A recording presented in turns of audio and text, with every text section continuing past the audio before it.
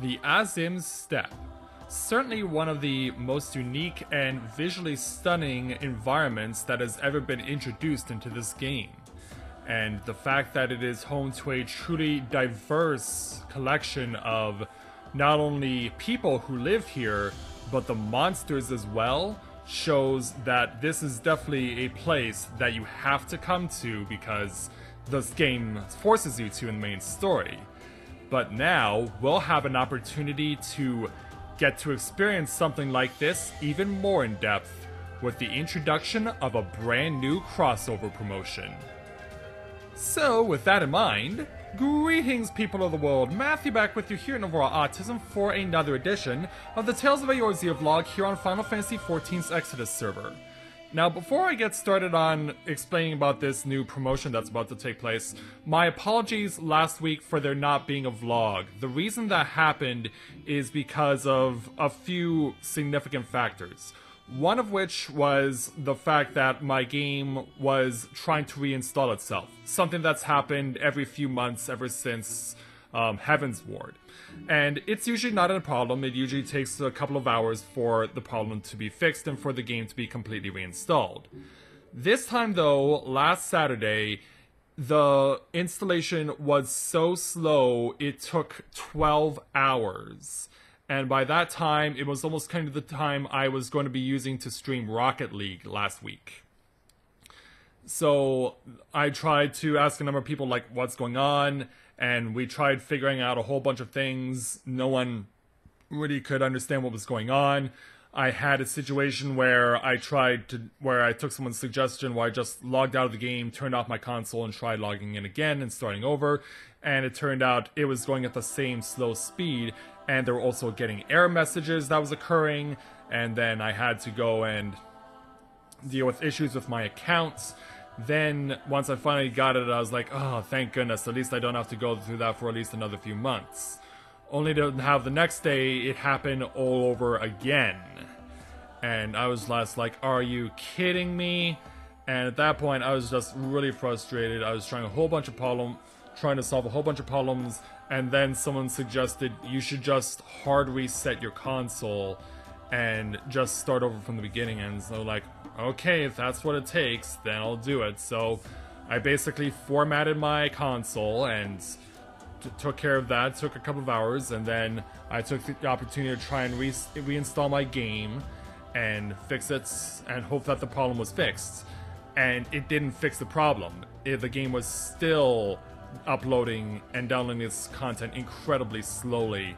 And then there were issues with my console not even recognizing my controller anymore when I tried to make an input on it. And at that point I realized there is a serious problem with my console and I need to get it replaced.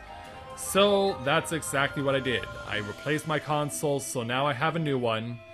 And then I was thinking, okay, hopefully this solves the problem. And once you know it, it didn't solve the problem. And I was like, are you kidding me? I was just getting so frustrated at this point. My mind was just being blown. And so I was like, I had it. I'm calling PlayStation's tech support. It's like, I've tried all these things. None of this stuff is happening. They say, try resetting your router. And that was what worked.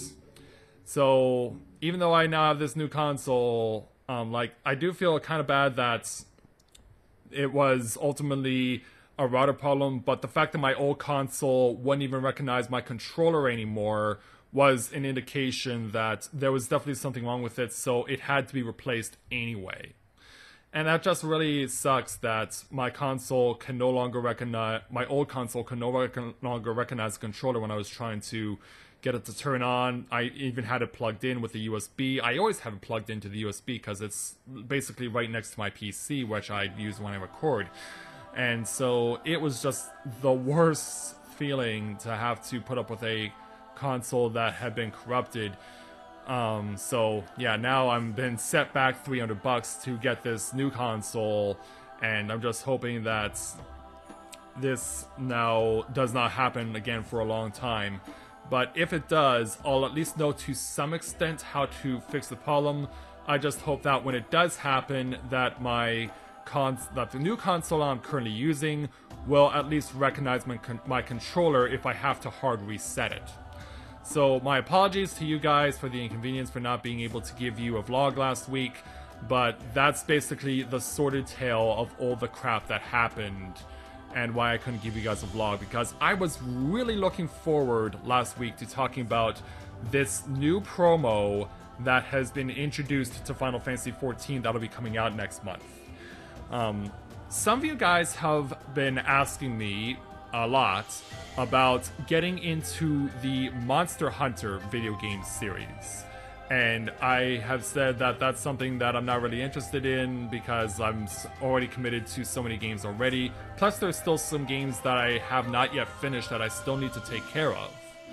Well, for those of you guys who are really into Monster Hunter, you may not need to even worry about that anymore, because next month, the people responsible for Monster Hunter are actually going to be doing a crossover promotion with Final Fantasy XIV. And so we'll be seeing elements of Monster Hunter, its monsters, its characters, its storyline being implemented in a special quest that'll take place right here on the Azim Steppe. And the game requires you to be at level 70 to do this. So the fact that we're going to get this opportunity to get this Monster Hunter cross promotion, because there have been quite a number of crossover promotions with other game developers and their games in the past. There's been Yokai Watch with level 5, and there's been Shin Megami Tensei, what I think is also a level 5 game, but I'm not really sure. I'm going to probably need to look that up and post a little caption on who Shin Megami Tensei is, on who made Shin Megami Tensei. But yeah, this is definitely another great addition to crossover promotions that have been introduced into Final Fantasy XIV. And of course, we've seen in the past Square Enix crossover their own games, like Final Fantasy XIII, as well as Dragon Quest VII, which was done, I think it was at the end of last year, with the Breaking Brick Mountains quest, the quest that they had reintroduced that was done a few years ago. So definitely there have been wonderful opportunities to see some really cool stuff within Final Fantasy XIV when crossover promotions take place. And I know that for the people at Square Enix, it cannot be easy having to decide on what is being shown and what they're going to work with, who they're going to work with, and how long the whole process takes in order to introduce a crossover promotion with another game developer and a specific game that they have in mind that they want to use. And normally these particular things have been low level so that it's accessible to a lot of people, but this is the first time I've seen where it is an instance where the cross promotion is for high level.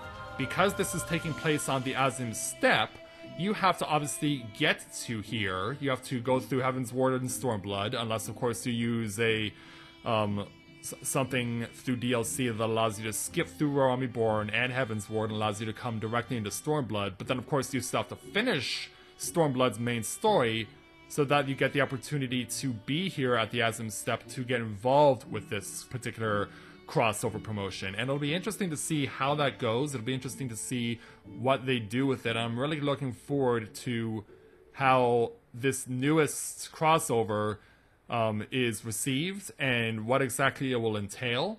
And I know that there's going to be a lot of fun, because if there's going to be a lot of fate hunting for special stuff like it was with the Yokai Watch promo with level 5, I think that we're going to see the Azim Steppe getting incredibly busy and very active over the course of the time that the promo was in effect. And getting back to the Shin Megami Tensei crossover, like, it's not done.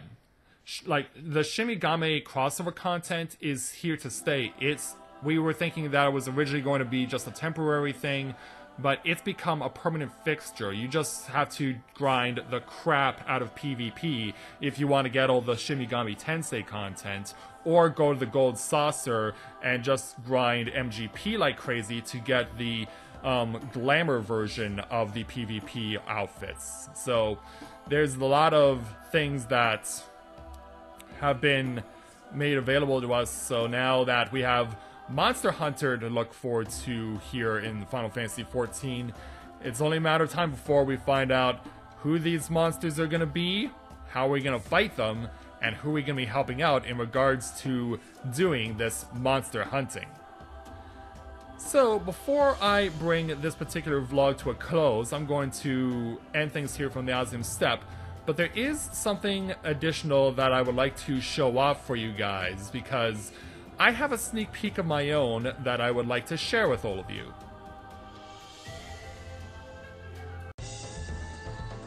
As I'm sure you're aware, over the past couple of weeks, we've had the opportunity here in-game to participate in the Make It Rain campaign over in the Gold Saucer, giving us the opportunity to earn more MGP than normal.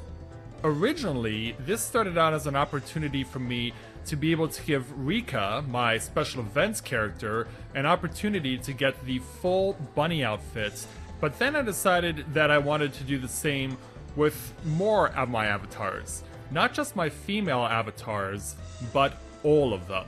Because the outfit is now unisex, I decided that I was going to get the bunny outfit from the Gold Saucer for all of my avatars.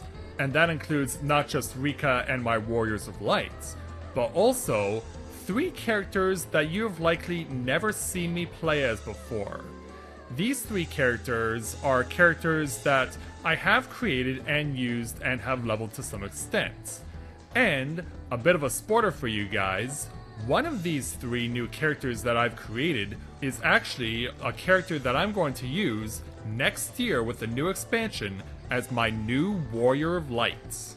So, which of the 3 new characters that you've never seen before do you think will be my new Warrior of Light? Will it be yellow, orange, or purple? Post in the comments and tell me which one you think is going to be my Warrior of Light next year. And also, since this is now a thing, and since more people are doing it, happy Pride Month, everyone. Yeah, I figured, why not? Why not do something that contributes to June now being recognized as International Pride Month and make it something worthwhile? I mean, since the bunny outfit is now unisex, why not?